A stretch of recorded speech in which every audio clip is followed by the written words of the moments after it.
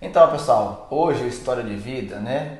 Eu fiz aí vim fazer um trabalho, né? E desse trabalho, por que não já aproveitar o útil e agradável para contar a história de vida de uma pessoa que em Caratinga hoje é bastante conhecido, né? Não só pelo que ele faz, que é serviço de venda de farmácias, etc. Mas também ele é político, ele é músico, ele é esposo, né? Ele é pai. Então, assim, o cara é bastante assim, conhecido, gosta de ir em algum show aí, quando tem a oportunidade, dar uma palhinha. Rapaz, eu vim gravar com o cara hoje, o cara é excelente, o som do cara é um som que realmente vale a pena ouvir. Mas no final eu vou pedir para ele dar essa palhinha para vocês verem o que é. Então, eu vou apresentar para vocês aqui, né? É o Gilson, conhecido como Gipão. Não é isso mesmo, Gilson? Vamos bater esse papo aqui no História de Vida hoje. Eu estava falando com o Gilson, né? O Gilson não tinha nem visto ainda meu História de Vida, mas peguei ele de supetão aqui para a gente bater esse papo aqui, para ele contar a história de vida dele, né? Então, Gipão, fique à vontade aí, né? Se apresente, né? Quem que é o Gipão, de onde que veio, se é de Caratinga mesmo. Às vezes a pessoa conhece, mas às vezes você não tem um portfólio para saber, a pessoa saber quem que é o Gipão.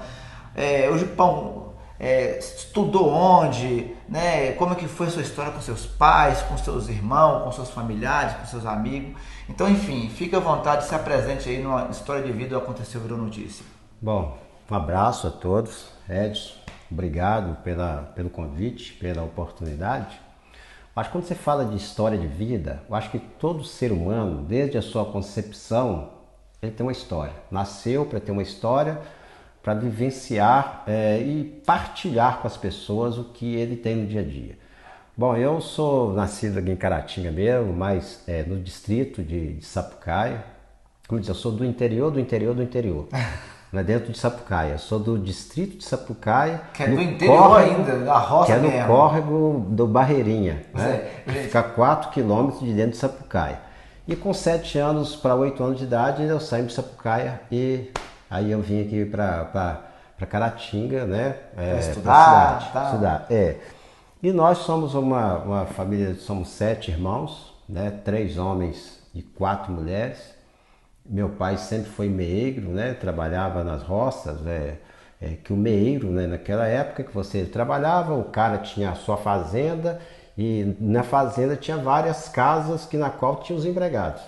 E as pessoas trabalhavam praticamente em troca de comida, né? Ou seja, o que era o meeiro? Durante o final do ano colheu lá 10 sacas de feijão, né? O dono, o proprietário da terra ficava com 5 e os empregados ficavam com 5. E isso aí era uma maneira de sustento nosso em Sapucaia. Então nós viemos para cá, eu vim com 7 anos, fui estudar na escola Ludgero Alves, né, que é na Travessa Belo Horizonte. Naquela época já entrei na aula com 9 anos de idade, hoje né, você já entrou atrasado. E depois fui para o Polivalente, né, fez o ensino médio, ensino fundamental. Em 1988 terminei o antigo segundo grau. E depois que eu fui fazer um curso superior. Mas naquela época o Gipão era estudioso ou era um menino levado, se juntava com os outros, ia na onda dos outros? Eu Ou era bem, sempre. tinha uma disciplina de família mesmo, regrada? Eu sempre fui pacato, sabe? Esse jeitão meu, sim. Então eu nunca fui muito de ser aquele menino bagunceiro tal. Ia nas aulas frequentemente. Mas Você tinha um foco, né? tinha. Só que é o seguinte, naquela época você não tinha assim, os próprios pais não obrigavam você a estudar, né? Tipo assim, tem que ir para a escola. Exatamente. A obrigação O pai sua obrigava era trabalhar. era trabalhar. Só que a gente tinha um foco, a gente tinha um propósito. E eu sempre tive um grupo de amigos, né? Um pessoal que gostava de jogar bola e tinha um grupo que gostava muito de estudar. E eu conseguia penetrar e tramitar entre esses dois grupos. Um pessoal que ia bater a pelada na hora de estudar, ia estudar. E depois de velho, depois com... Mas quando você veio da roça, você veio com a família ou você veio sozinho? Todo mundo, Veio todo mudou mundo. a família, todo mundo. Vendeu o que tinha aqui lá e mudou aqui para Zé Belegard, né, que é no Morro Polivalente. Aí nós viemos para cá. Então, assim, aí durante esse período, com 38 anos que eu fui fazer uma faculdade, né, eu formei em Física, acabei lecionando 2 anos apenas, né? Porque eu tinha que conciliar a questão da sala de aula, que é muito trabalhosa a questão da sala de aula, o trabalho dos profissionais da educação, e com o serviço que eu gosto, que é a área de medicamento, né? E hoje eu sou propagandista, né? O que é o propagandista? É aquele cara que vai no médico, apresenta os produtos do laboratório e fazer com que gire o medicamento do laboratório. E que ainda funciona hoje assim, né? Funciona, a maioria. Porque tem muita coisa aí, os vendedores hoje aí, caiu muito com essa situação da internet, da compra da internet. Isso. Antigamente eu lembro que eu trabalhei de vendedor, você levava os produtos para eles ver para comprar. Hoje em dia, essa questão do remédio ainda funciona, porque existe, né? Assim, existe as distribuidoras, mas o meu trabalho direto no laboratório. A minha função aí no médico é apresentar os produtos. Mudou a posologia do medicamento, mudou as prescrições, a gente vai e faz essa conversa com o médico. Né? Então, a partir de hoje, doutor, a prescrição disso aqui é XXX, é tantas gotas, tantos comprimidos. Então, esse é meu serviço. Então a gente tenta conciliar a questão do serviço, casa, trabalho. Recentemente a minha filha também formou em odontologia, né, na Universidade de Juiz de Fora. E nesse meio tempo aí da história, né, sua história, né? Como você estava falando lá atrás, você veio e aí estudou em 2 ou 3 escolas. Isso, escola pública, você formou. Aí nesse meio tempo arrumou casamento, casou? Casei, 2 filhos, uma Patrícia com 24 anos, o Samuel com 18, né, 2 filhos. E os 2 praticamente trabalhando. E a minha história é essa aí. Então, assim, todo ser humano tem a sua história. E a minha história é uma coisa muito... E muitas pessoas me perguntam também por causa do apelido, né? Jipão. Jipão. Por que Jipão? Você andava de jipe? Quando eu mudei para Caratinga, na rua tinha um cara que tinha um jipe velho lá. Era um Jipão. Aí ficava o dia inteiro, os meninos soltando pipa, papagaio, outros jogando bolinha de gude, que era birosca. E eu ficava o dia inteiro sentado naquele jipão, né?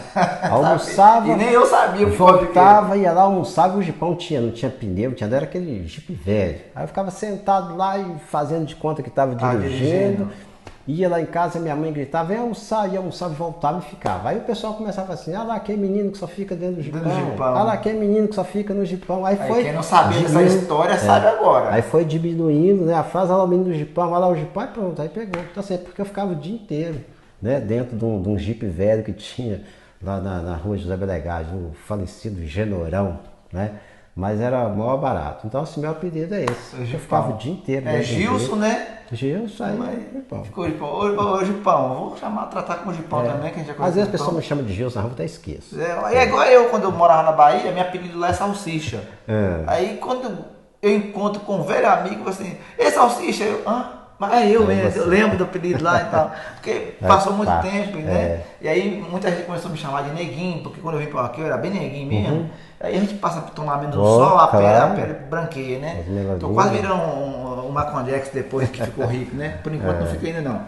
Ô Gilson, então assim, cara, mas a gente sabe aí, muita gente sabe hoje da sua história agora, que o Gilson político do PT, né? Portanto, o pessoal já chama o Gilson do PT.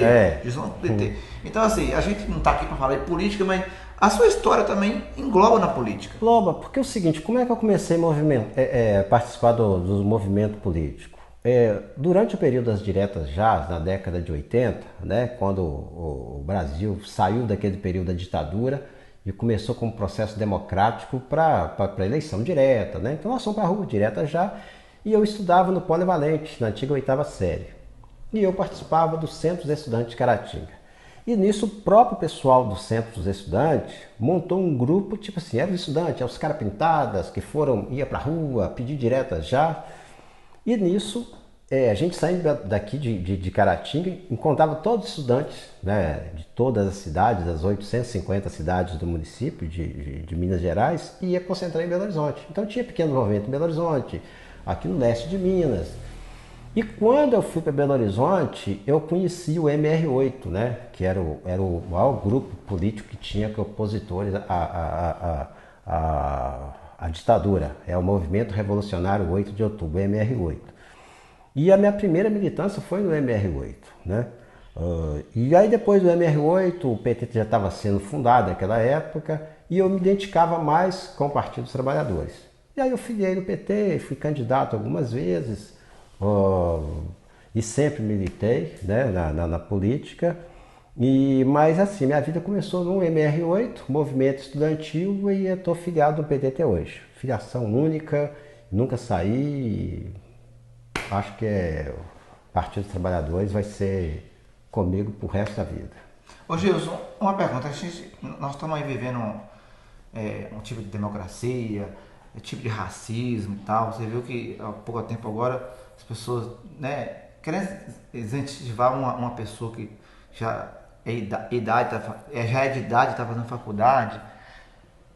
E a gente somos moreno e tal. Nesse tempo todo, você acha que assim, o racismo, você passou por essa fase também? Ainda passa ainda?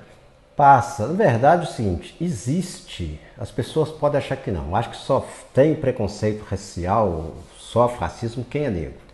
Você, é claro que você pode ser, a pessoa ser de outra etnia, a pessoa pode ter sangue ariano, uma pessoa, um alemão, ele pode ser solidário à causa. Mas quem sofre mesmo preconceito somos nós, né, da raça negra. E existe realmente uma parede invisível entre brancos e negros na sociedade. É uma sociedade escravocrata que sempre foi, desde o Império até o período de hoje. Existe essa parede invisível entre brancos e negros, entre pobres e ricos. Ó. Se você pegar essa história mesmo, desde a Revolução Francesa até hoje, você vê a divisão que existe, né? Por que pobre tem que ficar de um lado, rico de outro. E infelizmente não mistura. Assim são as etnias. Ó.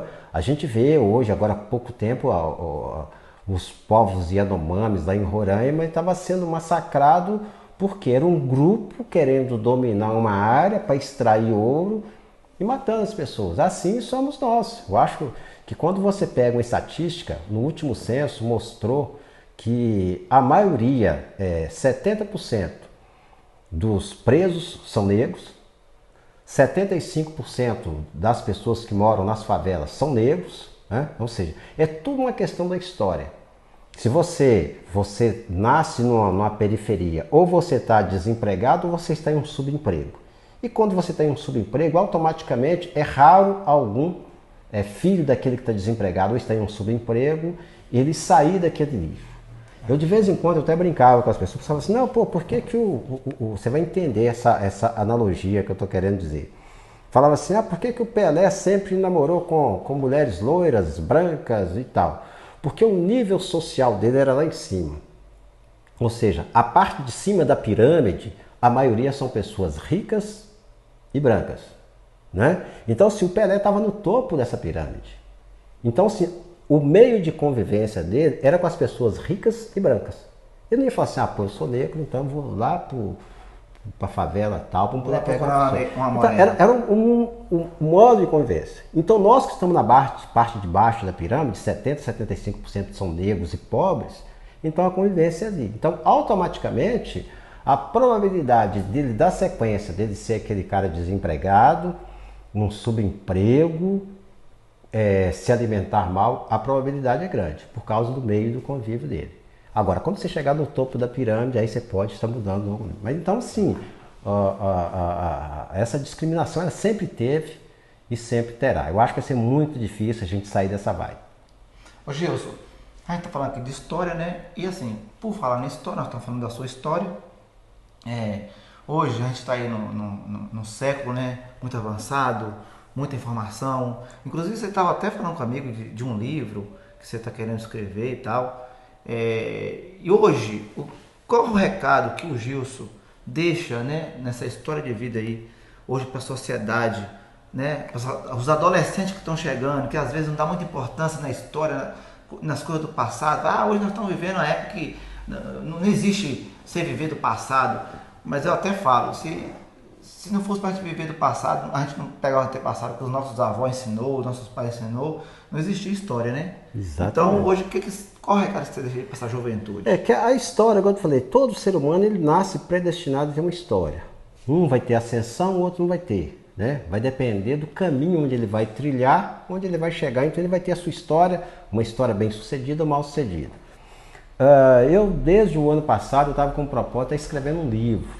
Né? Eu adoro o livro, né? Eu estou sempre cheio com livros aqui em casa, adoro leitura. Não sou escritor, É claro que eu vou pegar algumas ideias, pegar uns pontos básicos, vai ser a história da minha vida que eu canto e conto. Esse vai ser o Já existe a tópico. história, né, Gilson?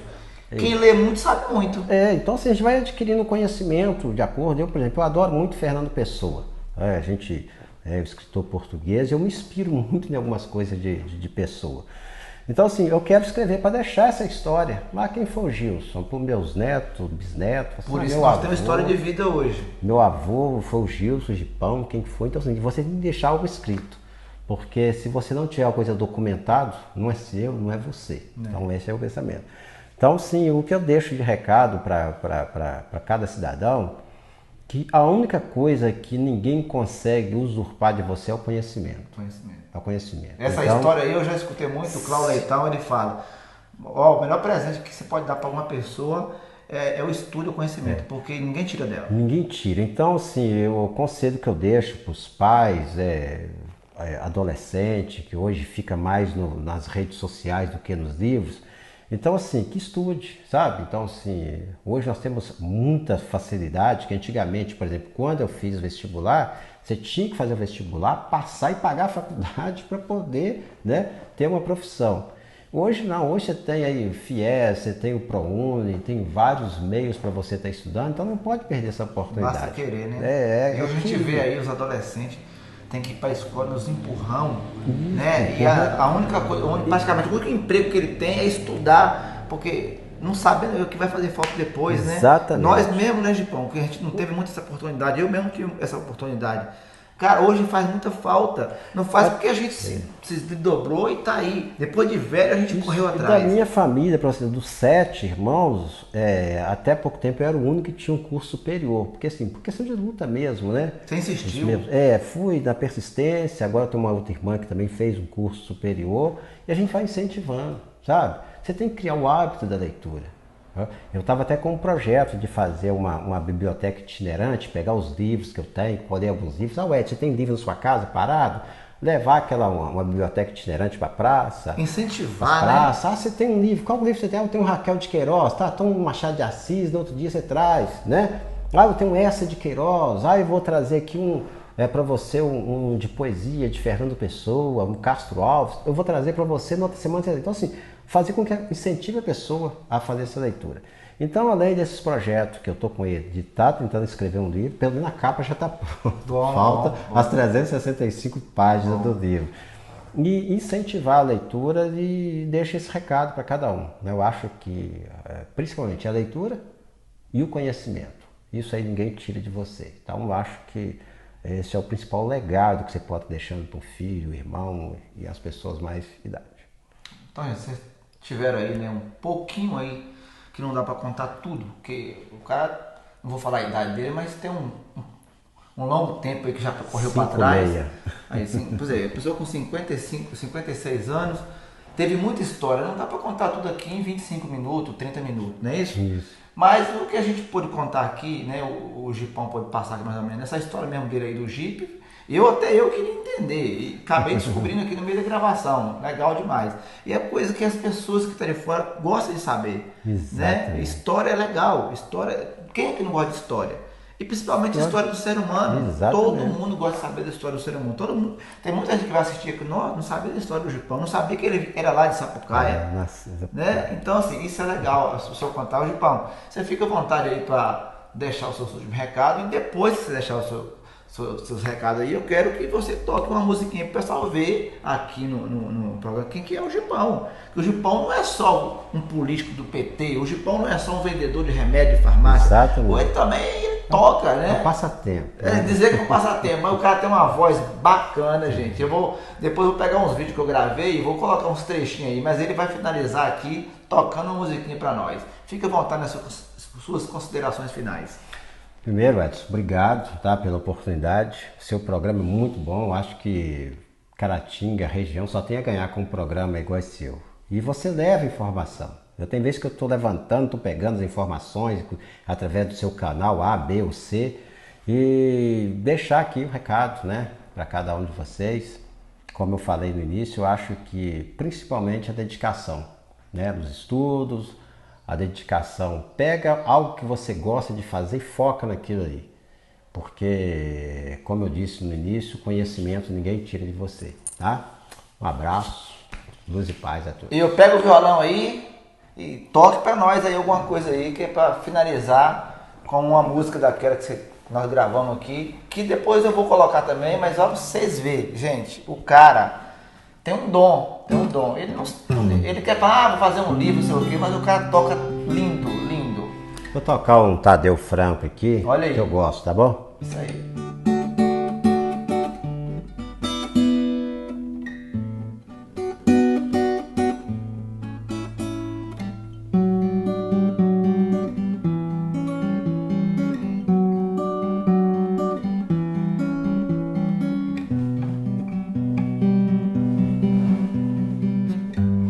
E nós que nem sabemos quanto nos queremos, que nem sabemos tudo que queremos, como é difícil o desejo de amar.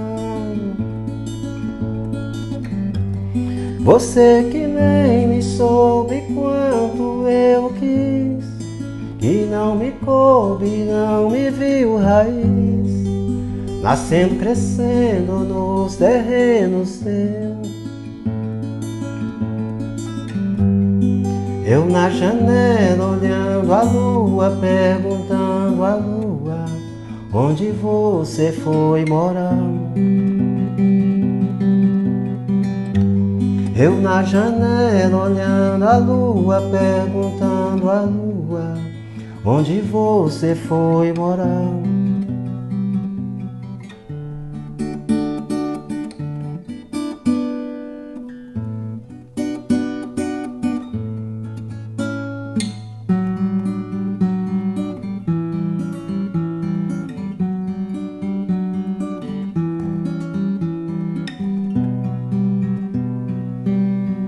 E ó, gente, por aqui a gente vai se encerrando aí, né, com mais um História de Vida, não aconteceu, virou notícia. E é isso aí. Quero agradecer aqui o apoio também da Doctor TV, né, que tá sempre me apoiando aí em todas as parcerias. E falar pra vocês aí, quem tem uma história de vida bacana e tal, e que queira contar, faz contato com o amigo aí, que a gente vai contar a história de você também. Ou seja, o canal é aberto para contar histórias de pessoas que têm interesse em contar a história, poder deixar esse legado aí para as nossas próximas gerações, né?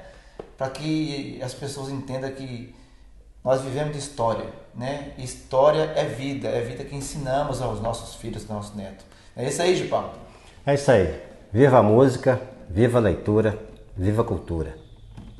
Valeu, galera.